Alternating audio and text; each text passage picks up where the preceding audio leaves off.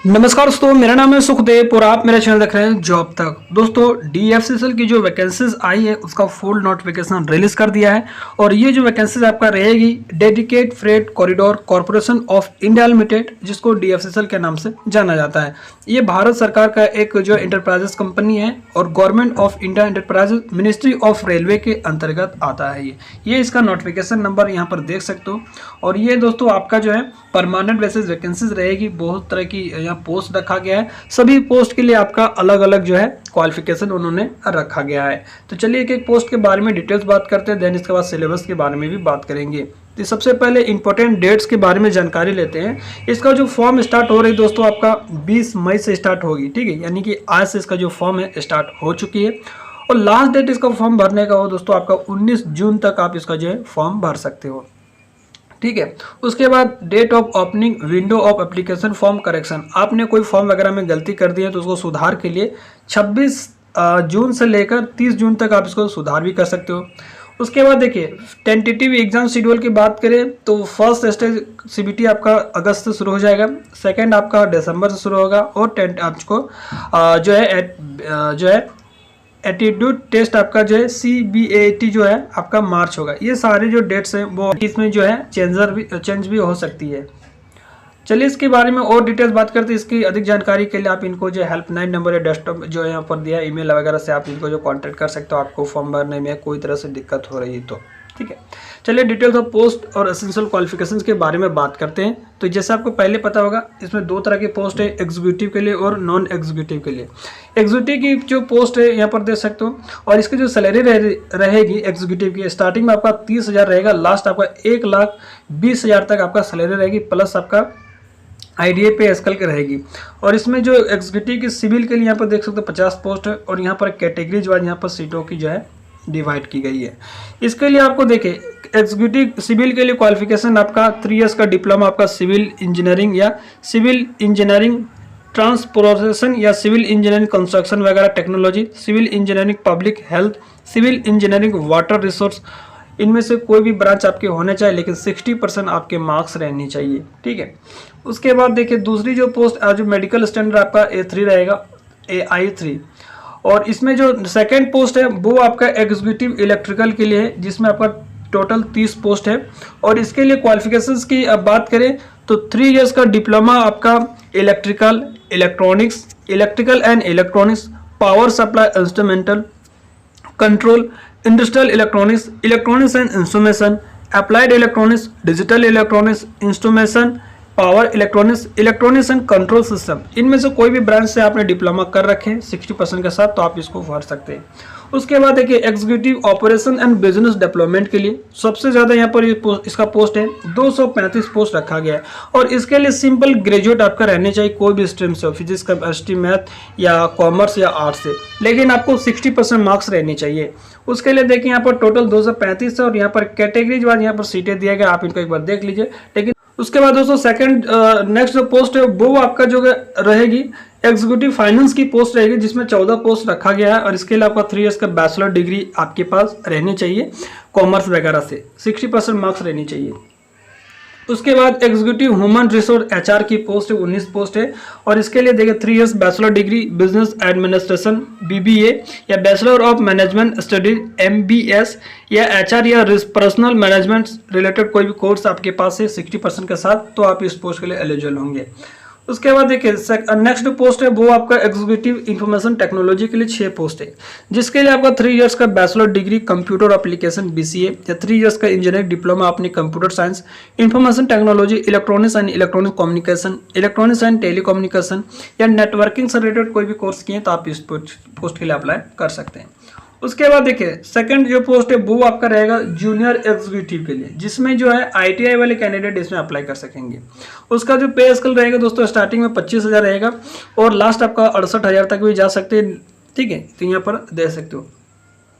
इसके लिए जो पहली पोस्ट है वो आपका जूनियर एग्जीक्यूटिव इलेक्ट्रिकल के लिए, जिसमें आपका 24 पोस्ट रखा गया है।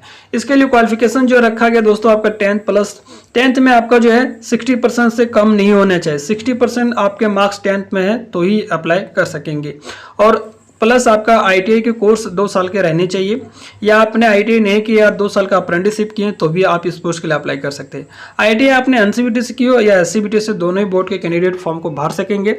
ITI आपका electrician, wireman, electrician, power distribution या lift and escalator mechanic, instrument mechanic या टेक्नीशियन, पावर इलेक्ट्रॉनिक सिस्टम वगैरह से कोई भी ITI के कोर्सेज किए हैं 2 साल का कोर्स और 60% आपके हैं तो आप अप्लाई कर सकते हैं। यानी कि 10th में भी 60% रहने चाहिए और ITI में भी 60% रहनी चाहिए। नेक्स्ट पोस्ट की बात करते हैं, junior executive signal and telecommunication के लिए। इसके लिए टोटल जो है 148 पोस्ट है और यहाँ पर कैटेगरी वाइज पोस्ट दे दिया गया है। इसके लिए क्वालिफिकेशन क्या है, 10th में आपका 60% रहना चाहिए, साथ ही आपका अप्रेंटिसशिप 2 साल का है तो भी अप्लाई कर सकते हो अगर आपके पास ITI नहीं है तो। ITI आपका NCVT या SCVT दोनों चलेगा। आप इसमें ट्रेड देख सकते हो, इंस्ट्रूमेंट मैकेनिक भर सकते हैं, mechanic consumer electronics appliance, technician power electronics, system electronics mechanic, fitter, wireman, electrician, information technology, information communication technology, system maintenance, information technology, electronic system. तो इनमें से कोई भी ट्रेड्स आपने ITI कर रखे हैं तो आप इस पोस्ट के लिए जो है अप्लाई कर सकते हैं। मेडिकल स्टैंडर्ड A3 रहेगा।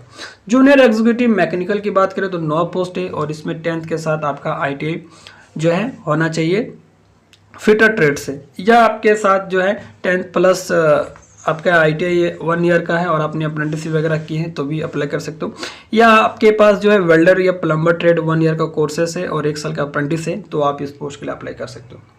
ठीक है, तो इस तरह से यहाँ सारे पोस्ट मैंने आपको बता दिया है। ठीक है, यहाँ पर देख सकते हो आप इनमें से कोई भी पोस्ट से अप्लाई कर जो है ट्रेड से रिलेटेड है, आप सारे एजुकेशन क्राइटेरिया को पूरा करते हैं तो आप इसका जो फॉर्म है भर सकते हो। काफ़ी अच्छा जॉब है।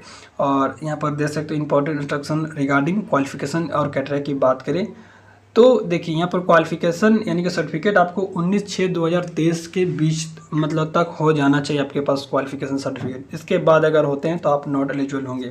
इससे पहले आपके सारे सर्टिफिकेट आ जाते हैं, जैसे आपने अभी फिलहाल ITI पास किए और 19/6/2023 से पहले आपके पास ITI का सर्टिफिकेट वगैरह आ जाता है तो ही आप इस फॉर्म को भर सकेंगे, अन्यथा नहीं भर सकेंगे। ठीक है,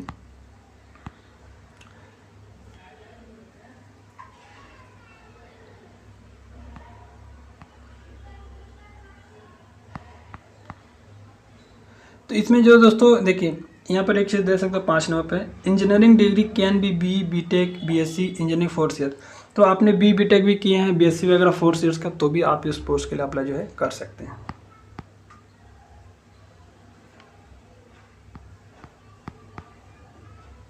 यहाँ पर एज लिमिट की बात करें तो एग्जीक्यूटिव के लिए 18 से 30 रखा गया है और जूनियर एग्जीक्यूटिव के लिए 18 से 30 रखा गया और एज का काउंटिंग होगा 1 जुलाई 2023, 1/7/2023 से एज का काउंटिंग की जाएगी। उसके अनुसार से आपका 18 से 30 होना चाहिए।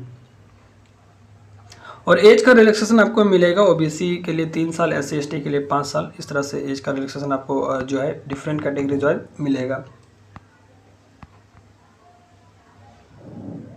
तो यहाँ पर देखिए दोस्तों 1 ईयर का होना चाहिए और वो आपका सर्टिफिकेट जो है सेंट्रल लिस्ट में एप्लीकेबल रहनी चाहिए। और 1 ईयर से अगर ज़्यादा है तो एप्लीकेबल नहीं होगा क्योंकि फॉर्म भरते समय ऐसे डिटेल्स आपको मांगा जाएगा। तो यहाँ पर और इनका जो है सैंपल भी दिया गया है, आप इनको सैंपल से भी जो है साइन वगैरह करा के भी अपलोड कर सकते हो। ठीक है, यहाँ पर देख सकते हो। यहाँ पर देखिए selection process for various post के लिए, अगर एग्जीक्यूटिव पोस्ट के लिए अप्लाई करेंगे तो देखिए आपका जो है CBT 1 होगा, CBT स्टेज 1 स्टेज 2 और आपका जो है डॉक्यूमेंट वेरिफिकेशन और मेडिकल टेस्ट होगा। ठीक है, उसके बाद executive operation and business development की बात करें तो यहाँ पर जो है एप्टीट्यूड टेस्ट होगा, बाकी सबका जो है यही रहेगा। ठीक है, वहीं बात करते हैं जूनियर एग्जीक्यूटिव के लिए तो इसमें देखिए स्टेज 1 होगा, स्टेज 2 होगा और आपका जो है कंप्यूटर बेस्ड एप्टीट्यूड टेस्ट जो है वो आपका नहीं होगा, बाकी डॉक्यूमेंट वेरिफिकेशन और मेडिकल होगा। यानी कि आपका 2 पेपर्स होगा, बाकी डॉक्यूमेंट वेरिफिकेशन और मेडिकल डायरेक्ट हो जाएगा। तो इस तरह से यहाँ पर जो है एग्जाम पैटर्न भी इन्होंने दे रखा है। यहाँ पर देखिए नेगेटिव मार्किंग भी रखा गया है स्टेज 1 और स्टेज 2 में 1/4 आपका नेगेटिव मार्किंग रहेगा।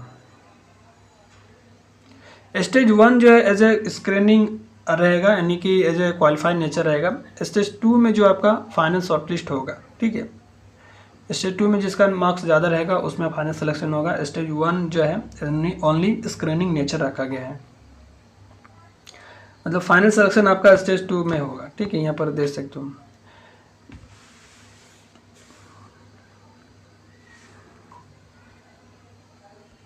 देखिए टॉपिक वाइज की बात करें तो आपका सीबीटी 1 में जो है मैथमेटिक्स और न्यूमेरिकल एबिलिटी आपका 30 नंबर रहेगा, जनरल अवेयरनेस 15 नंबर रहेगा, जनरल साइंस आपका 15 नंबर रहेगा और लॉजिकल रीजनिंग और जनरल इंटेलिजेंस 30 नंबर का रहेगा और 10 नंबर का आपका रेलवे डीएफसीएसएल से रिलेटेड क्वेश्चन रहेगा, यानी कि टोटल 100 क्वेश्चन रहेगा आपका स्टेज 1 में,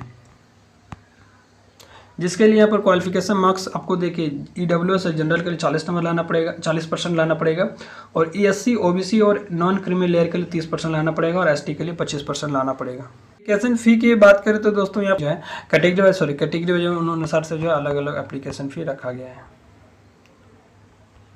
तो आई थिंक मैंने सारी चीज़ें आपको बता दिया। फिर भी आपके अंदर कोई डाउट रहता है तो कमेंट के माध्यम से पूछ सकते हो। मिलता है अगले वीडियो में, तब तक के लिए टेक केयर। जय हिंद, वंदे मातरम।